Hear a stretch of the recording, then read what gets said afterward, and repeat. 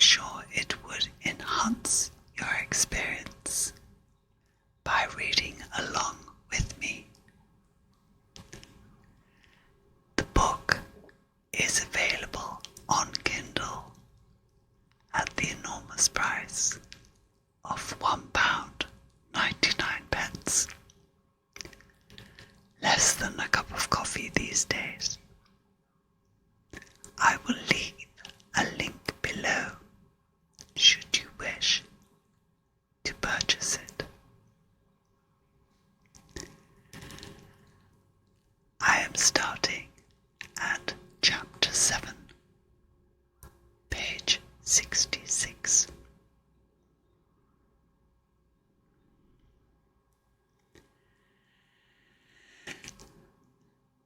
The Kold Kronicles, Book 1, Discovery, Chapter 7. There are times. The food hall was noisy, full of Sylvan along 6 long lines of tables, eating the usual mix of vegetables, flowers, and seeds. The Collegium duty servers were running from the kitchen hatch to the tables to keep up with the amount of food being consumed. Unusually for a Sylvan, many of them were sweating with the heat and exertion. Some of the students were full of chatter and delight, obviously pleased with their day. Others were just sitting, mechanically putting food into their mouths and chewing.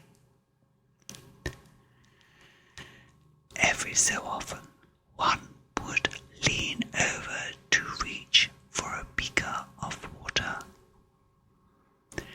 As they did so, Allegria could see them wince. Must have been learning softness today then. I'm so looking forward to that, Allegria thought wryly. She looked about to see who was in the hall. Nux was halfway along the 3rd table away from her. He caught her eye and indicated a vacant space next to him. Smiling acceptance, Allegria moved towards him. Just as she was about to sit down, her collar was grabbed from behind and she was hurled to the ground. Confused, Allegria looked up to see one of the most beautiful Sylvan she had ever seen look down at her.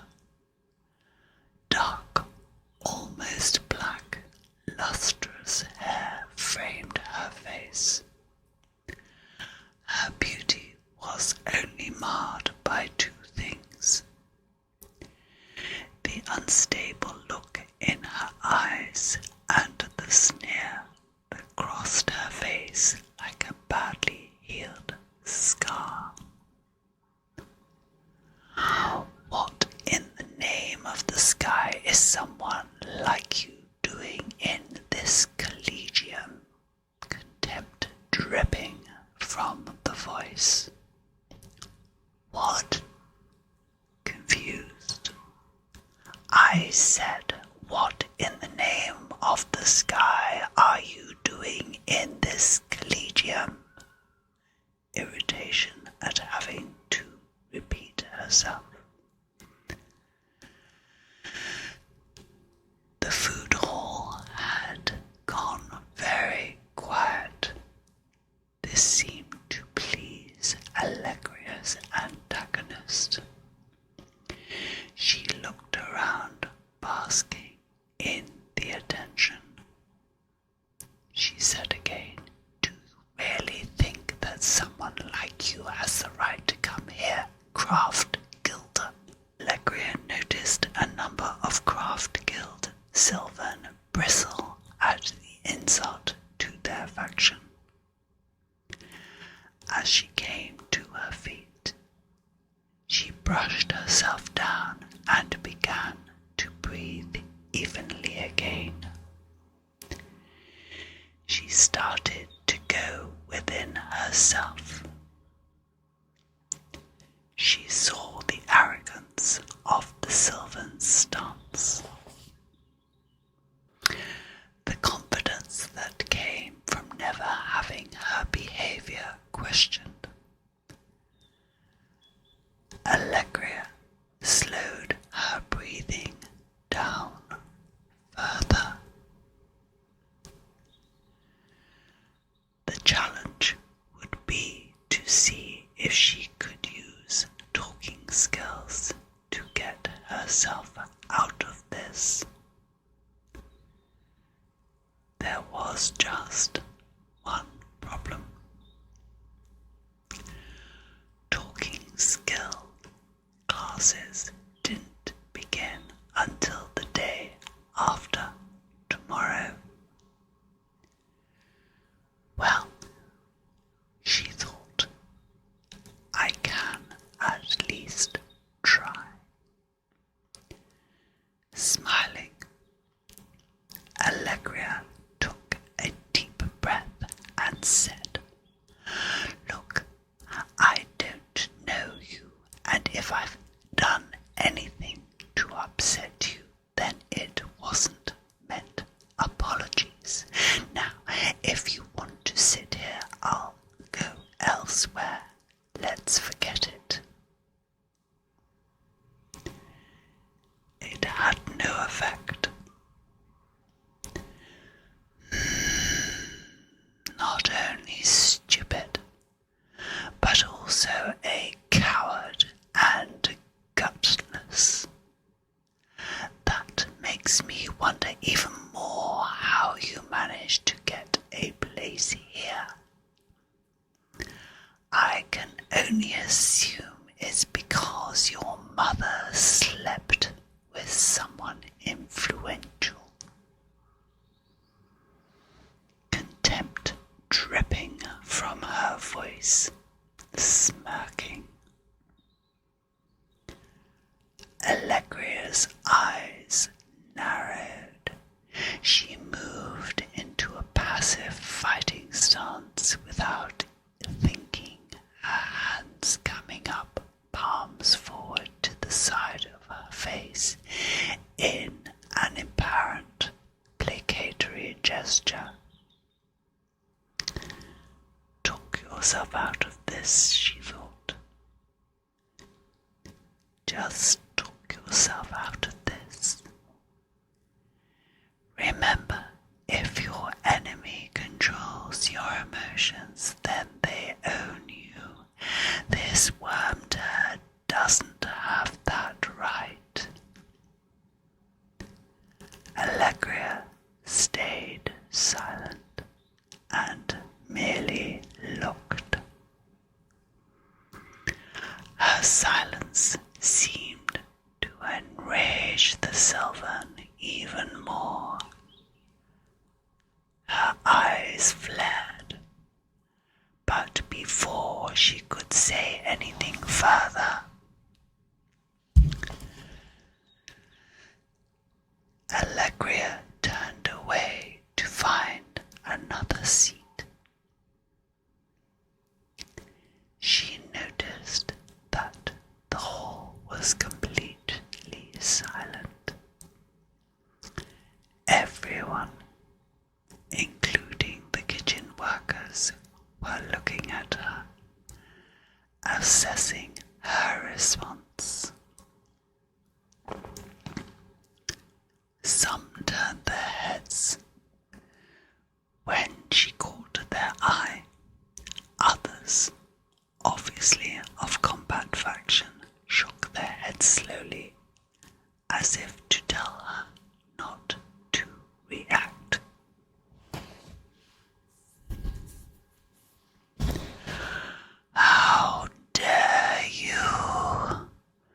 Sylvan snarled as she saw Allegria turned away. As she saw Allegra turn away, she reached out and grabbed Allegria by the hair. "That's your second mistake," thought Allegria. Both her hands went up, grasped the hand and pulling it, and both her hands went up, grasped the hand and pulling down, held it firmly against her head. There was a surprised yelp in response. Turning inwards, Allegria maintained her hold on the hand and twisting, moved behind her attacker. The pain of the hold forced the grip to be loosened. That was all Allegria needed, letting go of her left hand and holding the right wrist so that her opponent couldn't move. Allegria punched her in the small of the back hard and then kicked down on the back of the knee, her left instep forcing the Sylvan to the floor. Still holding the wrist, she followed through with a knee in the middle of the back, causing her to fall forward. As she did so, Allegria pushed the back of the head fast and hard and heard the nose break as the face hit the floor. Quiet moans. No movement as Allegria kept the pressure on the wrist.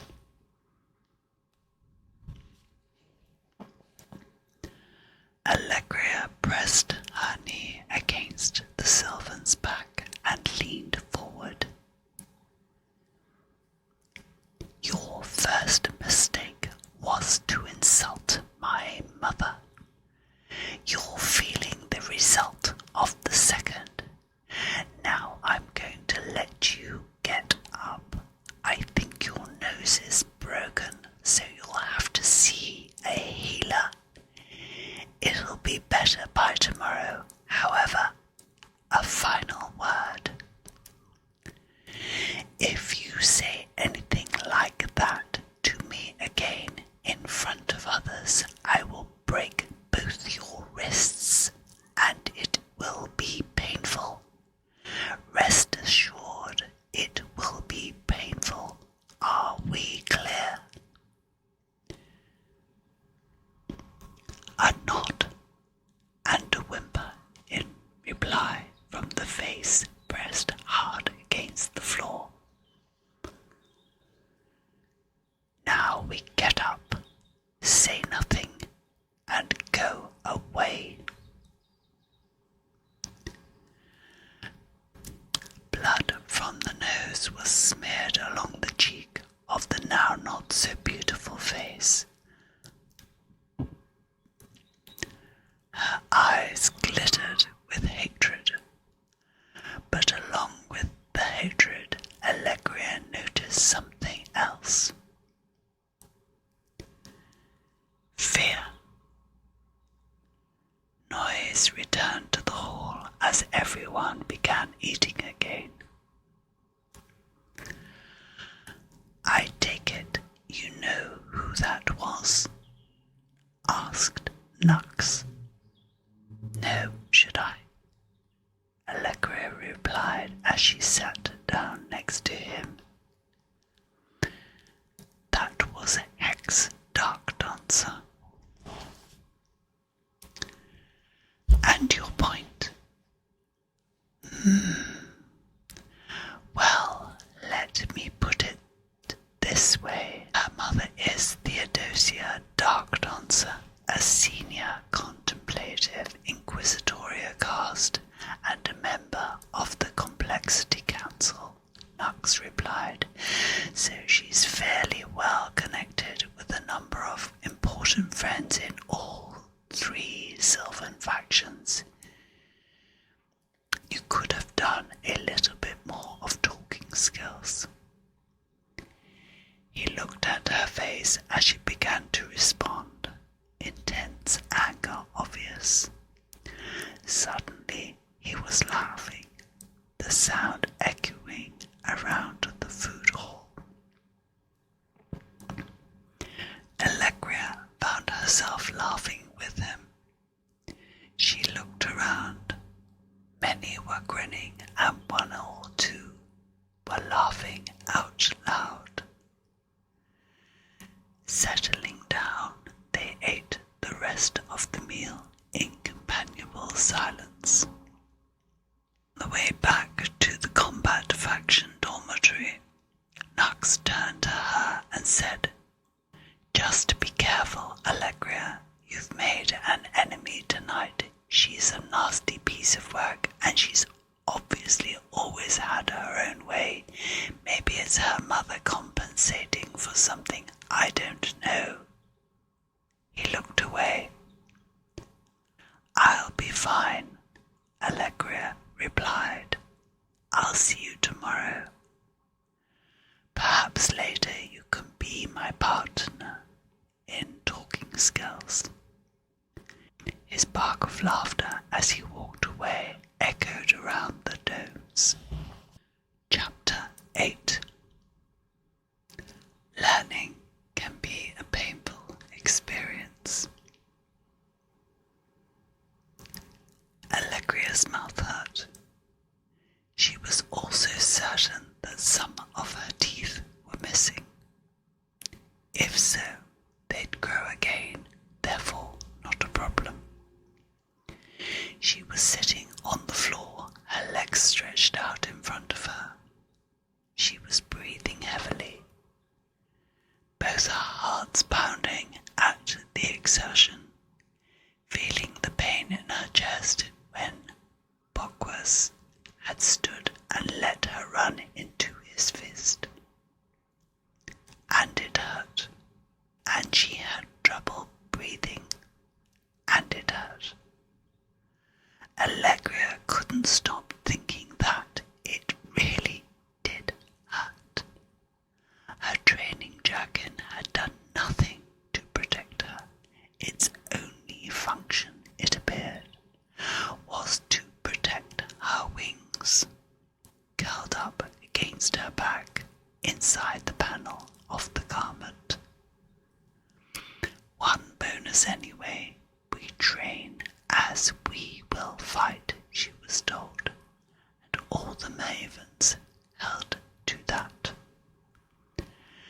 That's an interesting introduction to softness, she thought. Really interesting. By the sky. How did a fighting form that's so painful get the name of softness? She wiped the blood from her lip, sniffed through a throbbing nose that she was sure was broken, and stood up.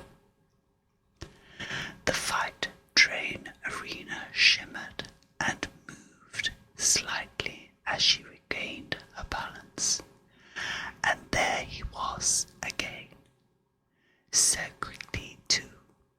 Before she had taken her first breath and feel relief that she could stand up, Bocquas was standing in front of her. Slow radiated from him. He looked half asleep, slow breathing, just emanating softness and slow mastery. He's a real Shan, she thought, and attacked again, and failed again, hurting again. Back on her feet, she paused to allow the pain to abate. Breathing was becoming less painful. Not much, but a little less. In fact, once she began feeling Sylvan again, she'd decided to stand there and just think. Rushing in and trying to kick the Shan out of Buckworth was not going to work. It hadn't for the last 25 minutes, most of it spent with her on the floor. So why should it change now? Unless she started thinking. Her eyes became still and thoughtful. She noticed a slight change in Buckworth's stance. His eyes became less wooded and more wary. He'd obviously seen the change in her colours, but he still looked half asleep. It was always the way. He looked relaxed to the point of being horizontal. Allegra focused on his colours and noticed they were in balance, glowing strong. Well, they would be, wouldn't they?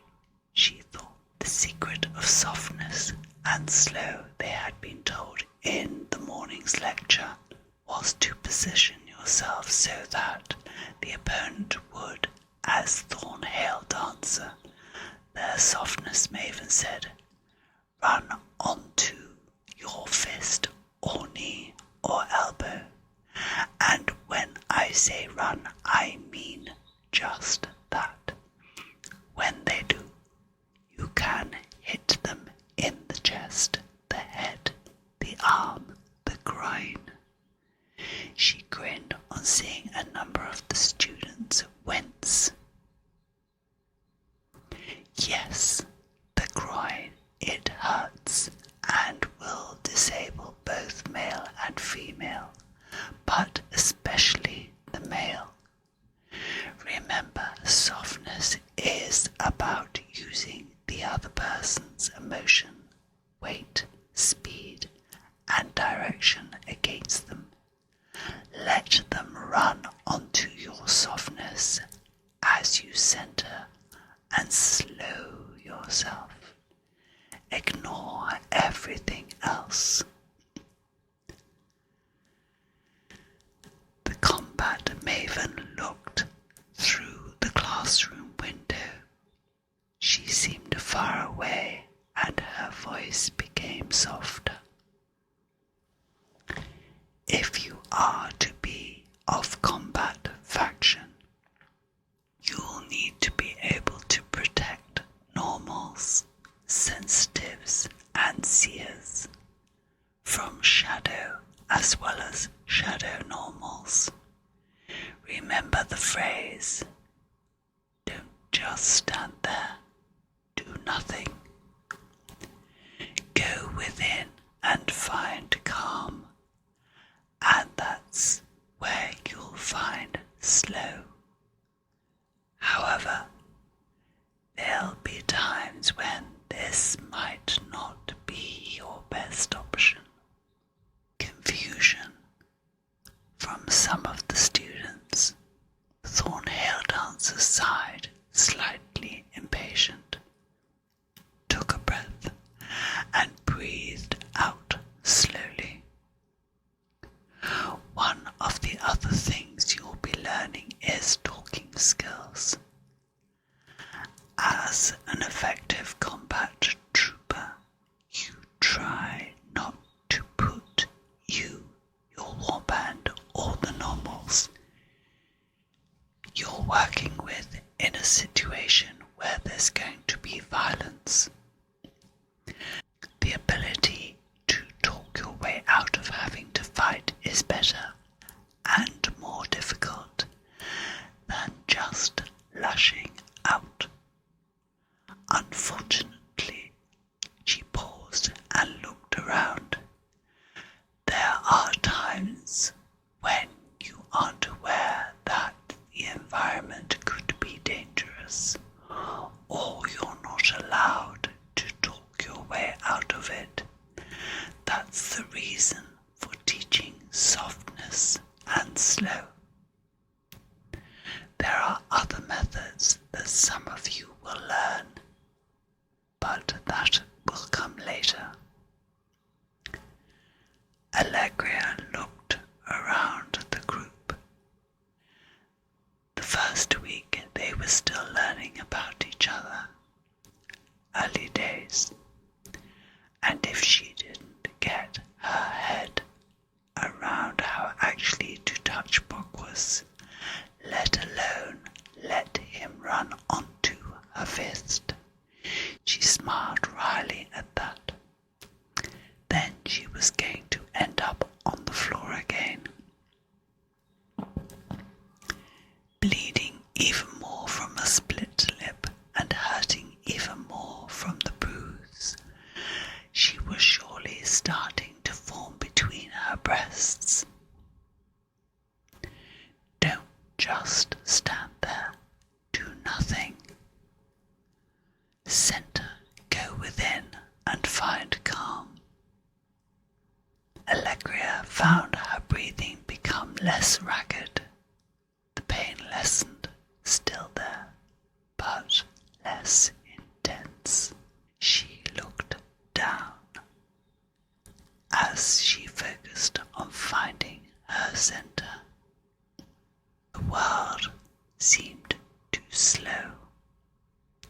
Her eyelids drooped slightly, almost as if she was asleep.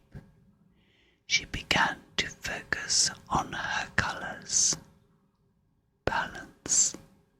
Sound became muted, and her world to center around her bare feet. Safe on the mattress, they felt locked to the floor. She could not be moved, no matter what. No matter what, and no matter by whom. Union of mind and body in a safe place. Mentally strong. Ready. Calm. Enabled. And able to do what was necessary. Centered. The color was indigo. Her third eye. Stay here, she thought. Just stay here for a moment. Collect your thoughts and breathe slowly. Allegria remained unmoving until her mind returned naturally to the present. Her feet planted and feeling centered still within. Her breathing had slowed right down, but she was also aware of the movement and the sounds of others around her as they practiced. By the sky, Seely, that really hurt. There's no need to use that level of softness. This from Nux, as he looked at Seely, his combat maven. Ignoring him, she continued to stand there as though half asleep. No one looking at her would have thought she could move that quickly, or be so deadly. Small, lithe, with short brown hair, her unlined face and black eyes gave no indication of either age or experience. It had fooled others in the past. Like Allegria, Nux also had a split lip and was hurting. The latter obvious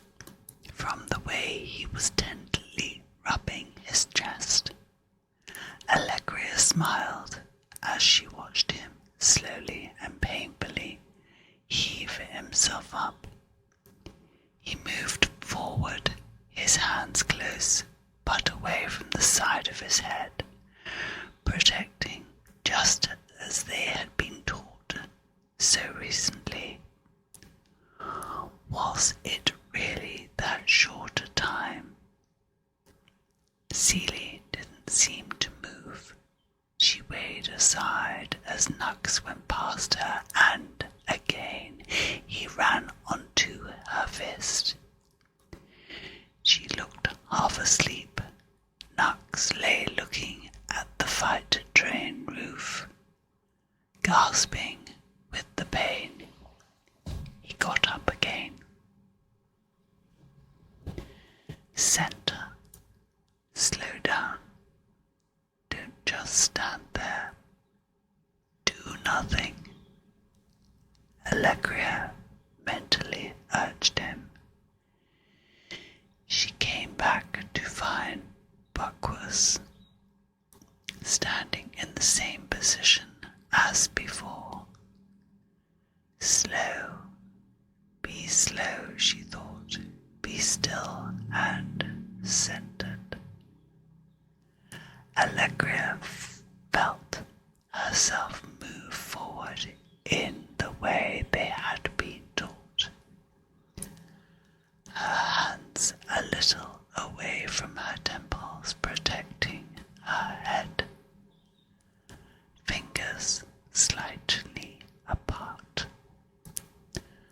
Once contact was made, the right hand was then to counter the blow and the left to launch into the opponent's chest. In almost slow motion, Allegria noticed that Buckwurst's eyes were apparently still closed.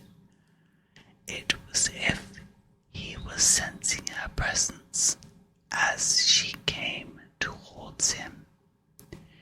His left arm drew back for the blow as his right arm raised itself from his chest to counter any strike.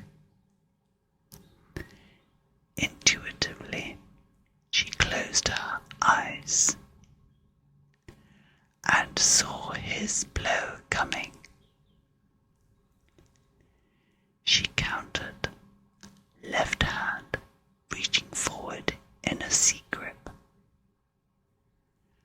As she did so, Buckwurst responded with a leg strike, pulling his hand away at the same time. Allegra turned sideways and caught his foot with both hands and lifted. Going with her, Buckwurst somersaulted backwards and landed on his feet, eyes still half closed. Slowly, they came back to real time, and Allegra found herself grinning at a clearly pleased Buckwurst. He was not appearing to sleep now. He was enjoying her own delight. There's potential, Phoebe. There's potential. Now let's do it again, only this time slower. Again, he began to look as though he were falling asleep. The fight was on. By the end of the training session, Allegra thought she wasn't moving at all. Fatigue does that. She was so tired, so desperately tired, that she could hardly breathe. Her eyes drooped. Falling asleep in the shower would be embarrassing, so she turned off the water and walked into the changing room. That was some day, thought Allegra, as she toweled herself off. Allegra sat with her towel over her shoulders, unmoving, and thought about colours. As the evening had progressed, she had found that she could decrease her sensitivity until it disappeared. When she wanted to increase it, she merely thought of her sixth power center and indigo, and the colors began to return. The more intense the thought, the stronger her ability to note color in others.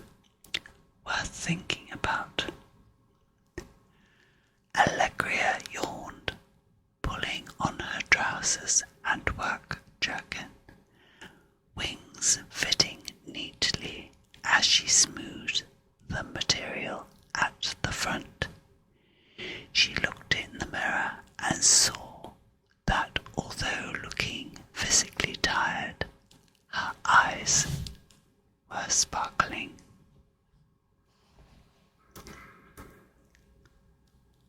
And if you